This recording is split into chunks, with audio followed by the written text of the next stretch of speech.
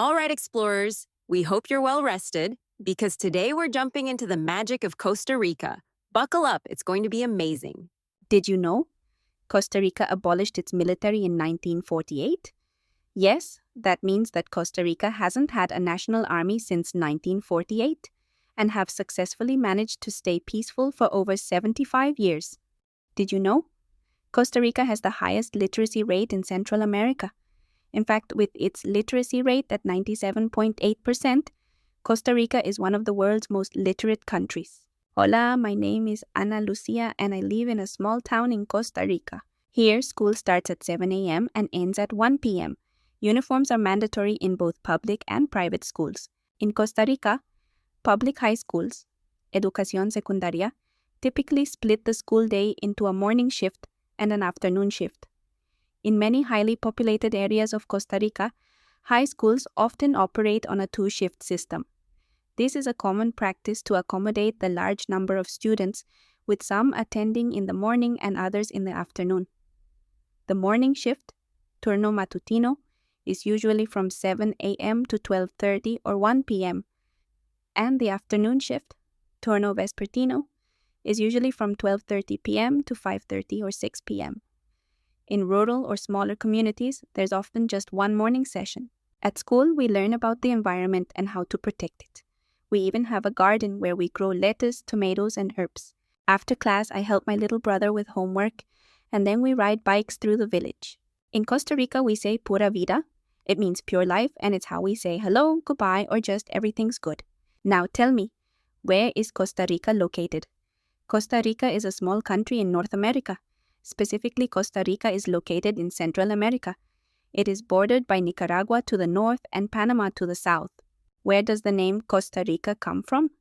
When Christopher Columbus arrived in 1502, he named the territory Rich Coast due to its perceived wealth, though it was more for its natural beauty. Rich Coast is translated as Costa Rica in Spanish. I'm sure you're still wondering, but why did Costa Rica abolish its military? Before I answer that, I need to give you some context. From 1917 to 1919, Federico Tinoco Granados was a dictator in Costa Rica until he was overthrown and forced into exile. In March 1948, José Figueres Ferrer, in the aftermath of a disputed presidential election, led an armed uprising. A 44-day civil war broke out after the disputed presidential elections. This led to 2,000 deaths. This civil war was the most violent event in Costa Rica in the 20th century.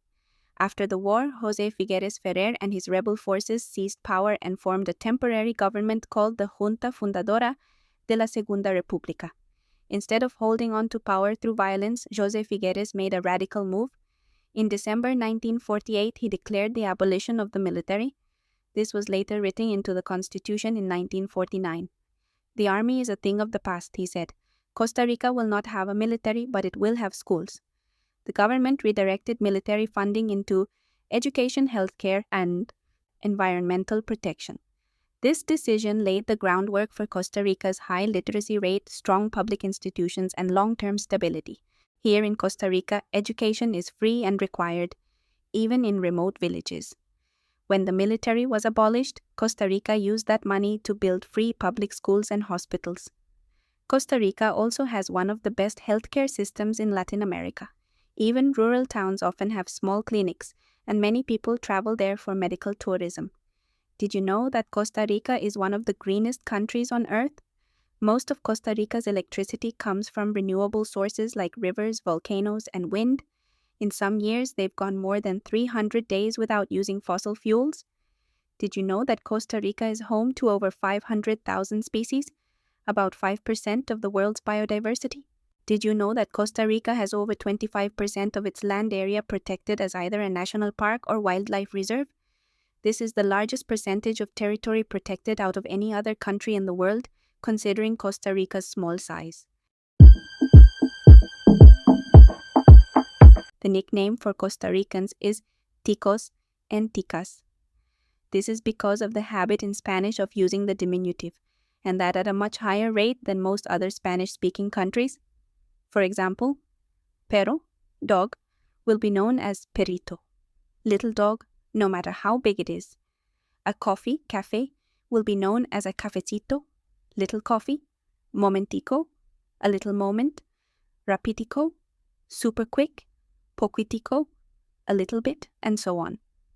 This little language quirk gives the Ticos their nickname. Tico-style directions really are one of the most charming parts of Costa Rican culture.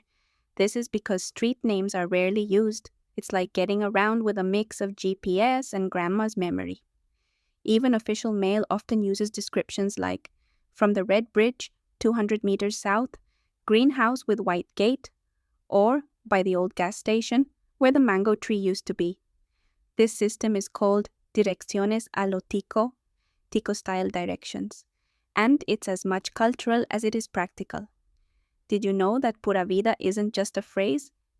It's a whole lifestyle. It means pure life or simple life, but it also means stay calm, enjoy the moment, life is good. It's how people say hello, goodbye, thank you, and more. Here are a few must-tries now that you're here in Costa Rica. Explore a rainforest, try the Costa Rican galo pinto with guaro, and make sure to stay hydrated by drinking fresh coconut water. Oh, and please say Pura Vida to everyone you meet. Have a nice trip and bienvenido a Costa Rica, Pura Vida.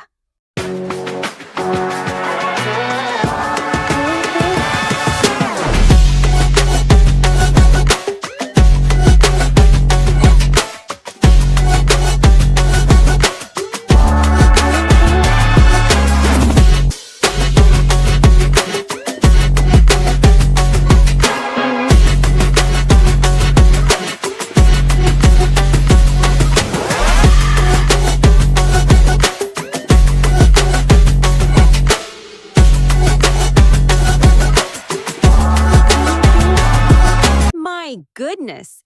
Isn't Costa Rica just so beautiful, so green, and so full of life? I know.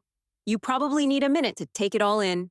Go ahead, take your time, and when you're ready, we'll meet you in Panama.